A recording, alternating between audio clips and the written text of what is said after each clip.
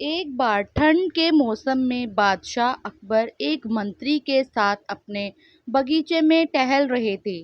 टहलते हुए अकबर मंत्री से बोले, इस साल सर्दी कुछ ज्यादा पड़ रही है। महल से बाहर आने में ठंड से हालत खराब हो रही है। मंत्री ने भी जवाब देते हुए बोला, जी हजूर, आपने बिल्कुल सही कहा। इस साल सर्दी इतनी बढ़ गई है कि सभी ने अपने घर से बाहर निकलना कम कर दिया है। जब बादशाह बगीचे में टहल रहे थे कि तभी वे बगीचे में बने तालाब के पास पहुंचे। उन्होंने अपना हाथ जब तालाब के पानी में डाला, उन्हें पानी बर्फ समान लगा। पानी से हाथ निकालते वक्त अकबर ने मंत्री से कहा, तुम सही कह रहे हो, इतनी सर्दी में कौन बाहर निकलेगा।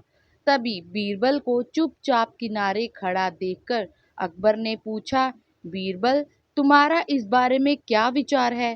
बीरबल सिर नीचे करते हुए बोला, मैं क्षमा चाहूंगा हुजूर, इस बारे में मेरा विचार थोड़ा अलग है। मैं आप दोनों की बातों से असहमत हूँ। अकबर हैरान हो गए और बीरबल से पूछने लगे, अच्छा, तो आप हमें अपना विचार बताएं। बीरबल बोला, हुजूर, मेरा कहना है कि किसी भी गरीब इंसान के लिए पैसा ही सब कुछ होता है। उसे कोई फर्क नहीं पड़ेगा बाहर सर्दी हो या गर्मी। अकबर आश्चर्यचकित होकर बीरबल से बोले, तो आपका ये कहना है कि इस कंपकपाने वाली ठंड में एक गरीब व्यक्ति कोई भी ऐसा काम कर सकता है जिसे उसे पैसा मिल सके। बीरबल ने सहमति देते हुए कहा, जी हजूर, मैं यही कहना चाहता हूँ। ऐसे में बादशाह अकबर चुनौती दे देते हैं, और यदि तालाब के इस बर्फीले पानी में आपने रात भर किसी को खड़ा रहने के लिए मंजूर कर लिया और मुझे साबित कर दिया, तो हम आपके द्वारा लाए गए गरीब व्यक्ति को 20 सोने के सिक्के पुरस्कार में देंगे। बादशाह अकबर की बात को मानते हुए बीरबल अगले दिन दरबार में बादशाह के सामने एक गरीब व्यक्ति को लाने का वादा किया। बादशाह ने बीरबल से फिर से उस गरीब व्यक्ति के लिए पूछा जो तालाब में पूरी रात खड़ा होने के लिए तैयार है। इस बार बीरबल ने बादशाह के सामने गंगाधर नाम के व्यक्ति को पेश किया और कहा कि ये व्यक्ति 20 सोने की मुद्राओं के लिए तालाब के ठंडे पानी में पूरी रात बिताने के लिए तैयार है। सभा को खत्म होते हुए अकबर ने अपने 2 सिपाहियों को उस व्यक्ति की सारी रात निगरानी करने को कह दिया। अगली सुबह एक बार फिर से सभा बुलाई गई और दरबार में बादशाह अकबर ने बीरबल से गंगाधर के बारे में जानकारी ली और पूछा, आपका साथी कहाँ है। बीरबल, वह उस बर्फ जैसे पानी में कितनी देर रुक पाया। बीरबल ने कहा, महाराज, वो तो यही है। मैं उसे इस दरबार में लाने की इजाजत चाहता हूँ। जिसके बाद बीरबल ने गंगाधर को दरबार में बुलाया।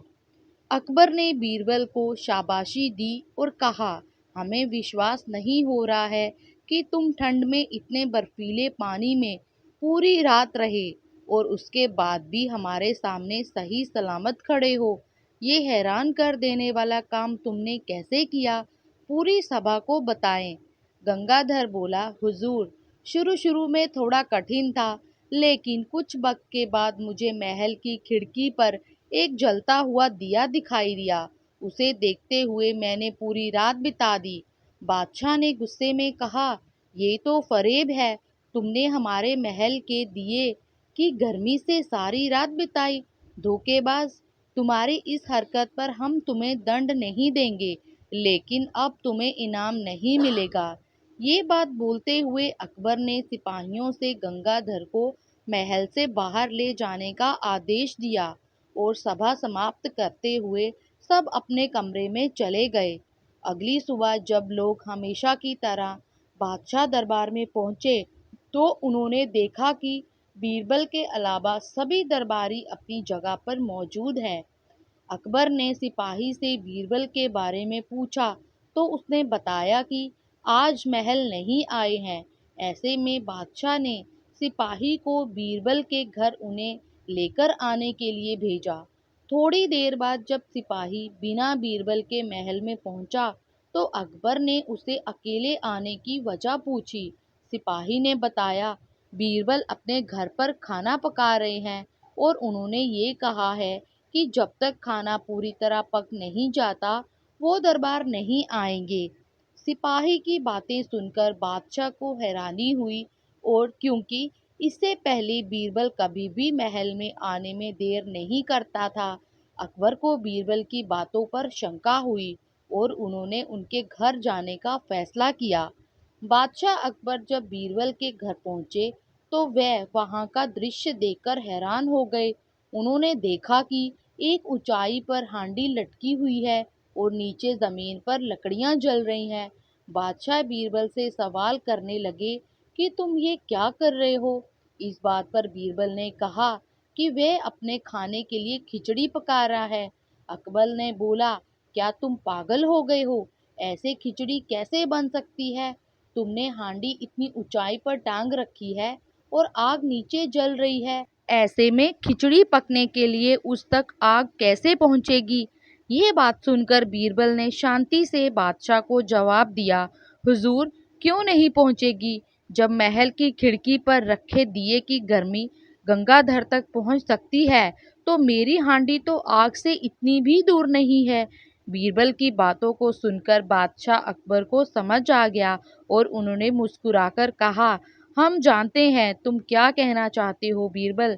इसके बाद बादशाह अकबर ने अपने महल में उस गरीब व्यक्ति को गंगाधर को बुलाया और उसका इनाम 20 सोने सिक्के दिए। साथ ही बीरबल की निपुणता पर उन्हें भी इनाम दिया। इस बीरबल की खिचड़ी की कहानी से हमें ये सीख मिलती है कि दूसरों की सफलता के पीछे की गई मेहनत और परिश्रम को जाने बिना उनके बारे में राय नहीं बनानी चाहिए। हर व्यक्ति के परिश्रम का सम्मान जरूर करना चाहिए।